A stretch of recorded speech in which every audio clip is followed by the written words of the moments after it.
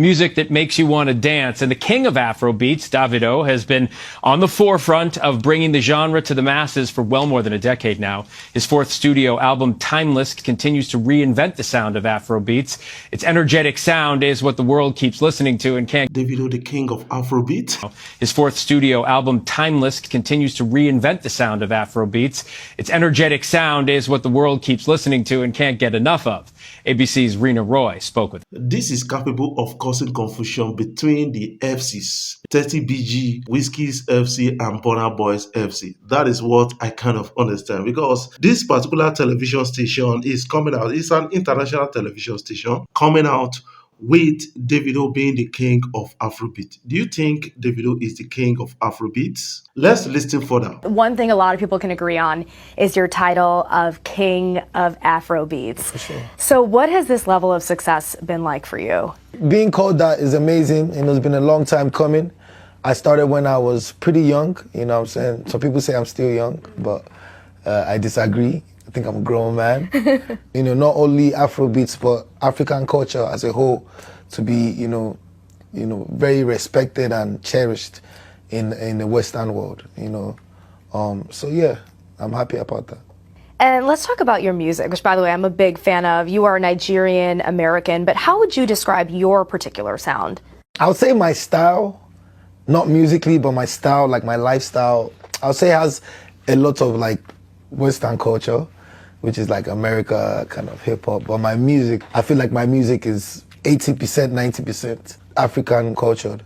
I grew up listening to hip hop, R&B. I grew to love African music when I was like 13, 14, 15. When we had the likes of like P-Square, The Banj, Two-Face. You know, growing up in Atlanta, we used to rap. I used to love 50 Cent. I used to love Ludacris, Ja Rule, Nelly.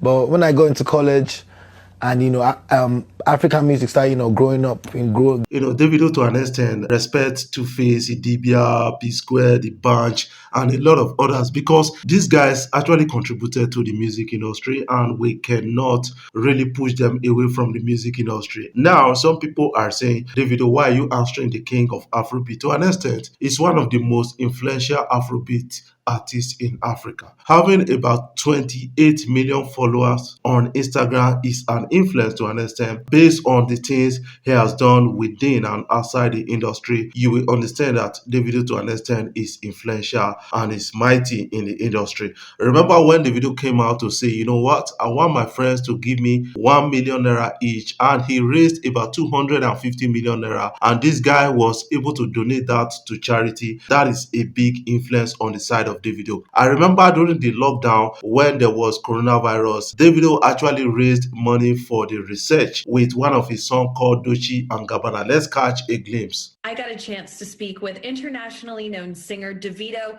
about why he's donating the proceeds from his new music video, Dolce and Gabbana, to coronavirus relief efforts. We were on tour at the time, and we were doing this campaign with Dolce and Gabbana, because the name of the song is obviously Dolce and Gabbana. And then when this whole virus broke out, we heard that Dolce was doing funding for researching for the vaccine for the virus.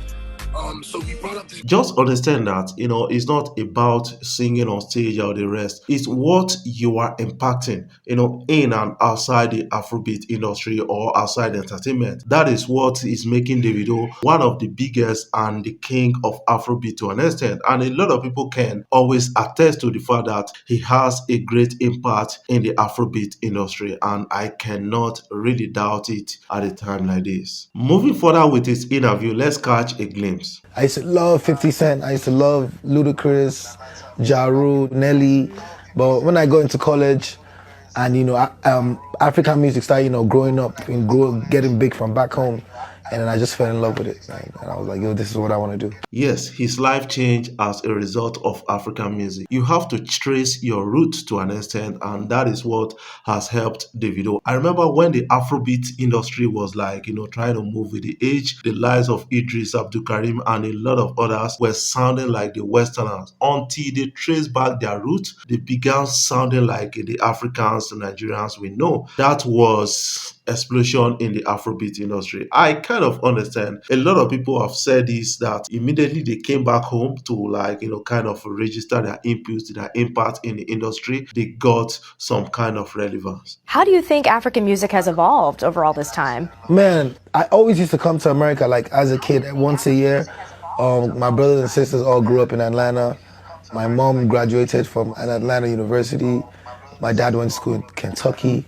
So, we've always been coming, but I grew up like, I'm the last kid of 5. So my parents made me stay with them in Lagos. Now, do you quite agree with this person saying that Davido is the king of Afrobeat to an extent? I think they are looking at a different perspective. That is something you need to understand. But their fans keep on looking at the quality of songs and the number of streams, statistics, and those things. But outside statistics, we still have to give respect to Davido to an extent based on the impact he has made in the industry. What is your own take on this? I want you to keep that in the comment section so that we can talk about it further.